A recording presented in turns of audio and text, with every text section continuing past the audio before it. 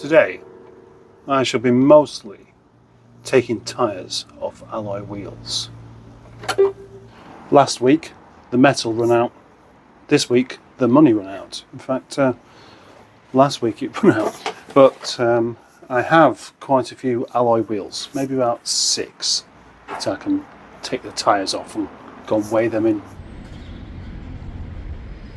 These are the only 2 that are not being weighed in actually. Well, that and those ones over there.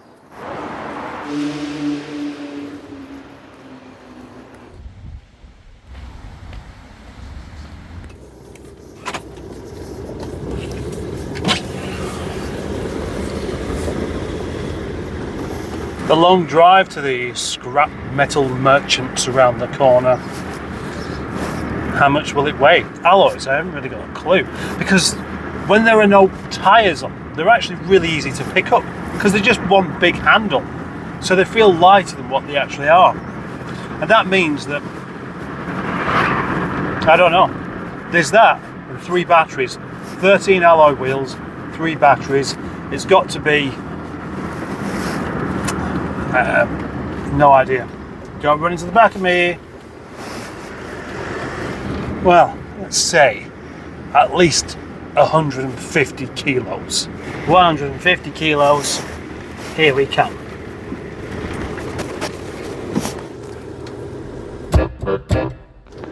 Well, weight-wise, I was almost bang on. 152 kilos altogether. Half the trouble is though, out of those 13 wheels, 5 of them were 13-inch. 13-inch alloy wheels. 13-inch Honda alloy wheels that were gopping. And no one was ever going to buy them. Hi Tom! Hi Tom!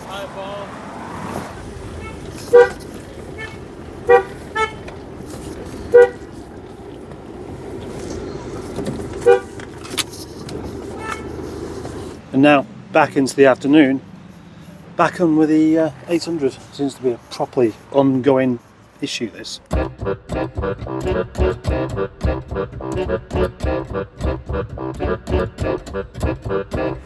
As rounded as a gentleman's club regular. But I've got it out. Perseverance pays off. Now, will the rest of it come apart?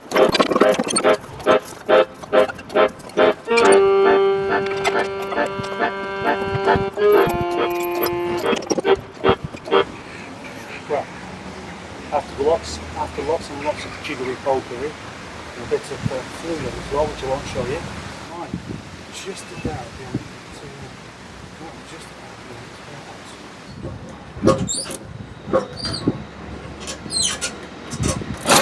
Yes! I'm about to celebrate with a cup of tea. What I didn't consider whilst doing this was of course the torque converter and how much room that takes up. And that's been the problem, that and the starter motor. But we're kind of on our way now.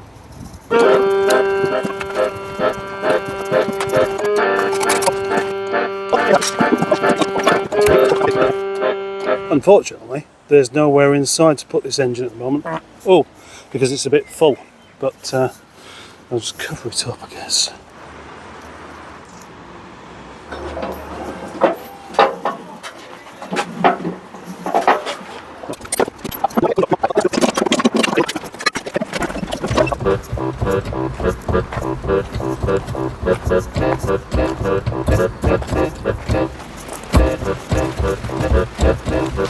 Engine next door for a welding job, and more than ever, I think, it's time to get tidy up.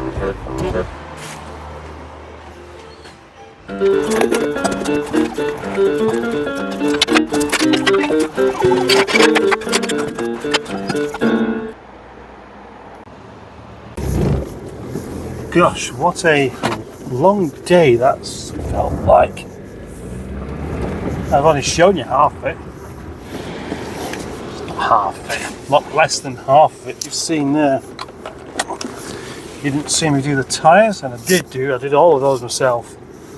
Which, well, that was fun actually. That was fun taking the. Oh, so that was a fun part of the day. That was productive, very productive. Finally getting that T-Series engine out, which is now in the trailer and covered up, ready for somebody to steal. It will go in the lockup once Tom's engine's been finished with, but that has had to be left in the garage because come 6 o'clock the garage don't hang around, they just go. You know, they're not hanging around. They look at the clock. They see 6 o'clock. No, that's it, we're going. Even if you're still inside, the door's being closed. So bye-bye. And now the engine is the turbo Tom engine is well, going into the car. He reckons tomorrow. He's going to come around again tomorrow. He asked what I'm doing tomorrow, and I said I probably will be quite busy. I have to be. I haven't got half the stuff done that I wanted to get done. I won't be free tomorrow. I'll have other things to do. So anyway, it's time to place your bets, if you like. Will that engine go in the hole? And I'm saying no. Tom's saying yes. And every time I say it won't go, he goes, "Oh, you have no faith in me. Why don't you have any faith in me?" It's not really about faith, it's about measuring things. Now, he's got this idea that he'll go in like that and go under. But it won't. It just won't do that. It won't do that. As much as I'd like it to do, it's not going to happen. Hello. No messing around here. Straight on with it. There is a new car in the yard right now. It's a collaboration thingy with my friend Carl. That's Fix It Carl, not Bring Me Beer Carl. And to make room for this car, Nigel is going to be moved from there and put somewhere else because of a rather special reason. He's basically going to pay for the car to be here whilst he does the work and then quickly sell it back on again. By the way, it's not a Rover, but it is French, 3-door, and becoming a retro classic quite soon, I think. Because it's a project, it doesn't have a decent battery, but worse than that, it doesn't have any brakes. And when I say it doesn't have any brakes, I mean it doesn't have any brakes. So it's been rolled off the back of the truck, and then I drove it down here and then realised that the brakes don't work at all. So it's just as well there happens to be quite a few bricks knocking about down here. And then I didn't aggressively tumble over that embankment just here.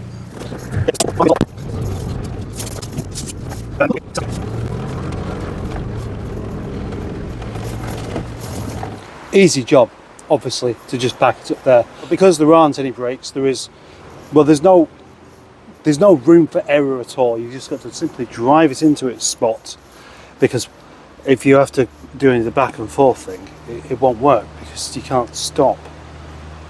Anyway, there we go. That's there for the moment. Next, typical 90s interior, typical 90s car. That's cool. That's to be expected. But that is cool. I like that. This is cool. I like this. I don't like the gap, but I like the headlining. I like the car. And in typical form, really. I get in something different. I think, oh, I wouldn't mind keeping that myself. Why do I always do this? What's wrong with me? What is going on? It's not my car. I'm not buying it. I don't want it. Although I would quite like it. It's a 1.9 diesel, non-turbo, which means it's going to be super duper economical. Standard model with wind down windows and non-electric mirrors. Steel wheels and rust-free. You might know that I quite like a Peugeot. Well, I like the 306, I like the 309, I like the 406, the 505, the 407, but the stuff that came after that, nah, not really. But then I like the new ones. I certainly like the new colours that they have.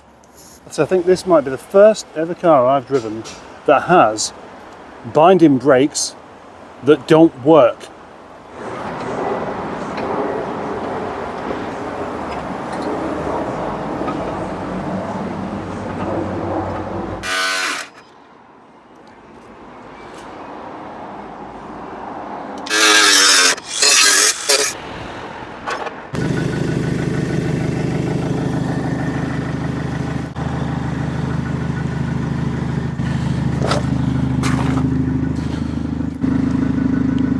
Next step with Auntie Sophie. Somebody wants the fuel tank off of this car, and then the fuel filler neck and all the other bits, they're going to, aren't they? But current position is going to be very difficult to do it in, so I'm going to pull it forward with Fred the Shed, then push it onto the ramps with Fred the Shed.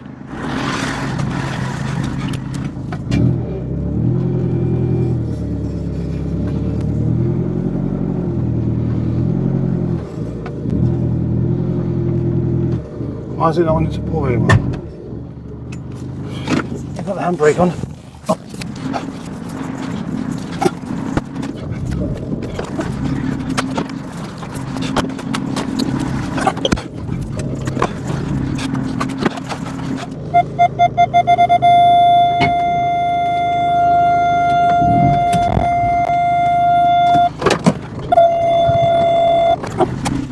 Now, because I can't see what I'm doing, I'm just simply pushing the car. There's a good chance it won't work, but there's a very good chance I'm going to try anyway.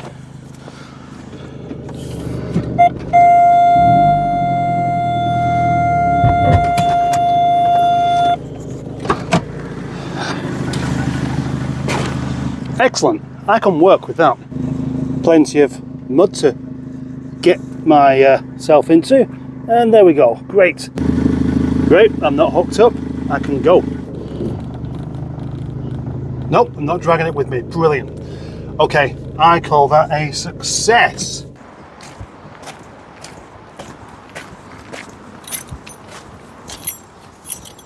Oh, Tommy, is it in yet? Is it in yet? It's in. It's in. Fire it up. That's going to be a short ass drive shaft, isn't it? Yeah, it is.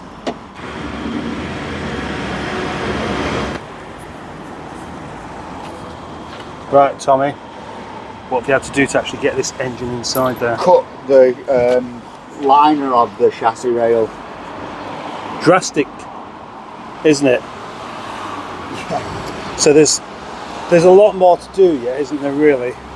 Yeah, I'm going to have to cut the back bit of the shell there, where the mechatronics is. Yeah. Then needs to come over about an inch, and then we need to start mocking up.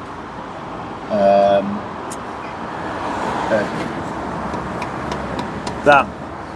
Oh, for the engine mounts. Gearbox mount. Oh, gearbox mounts, yeah. And over this side, it's going to have to be shifted further over there a bit anyway, isn't it? Because obviously you'd have to redesign the engine mount as well. Yeah, that's. I don't want to be doing that.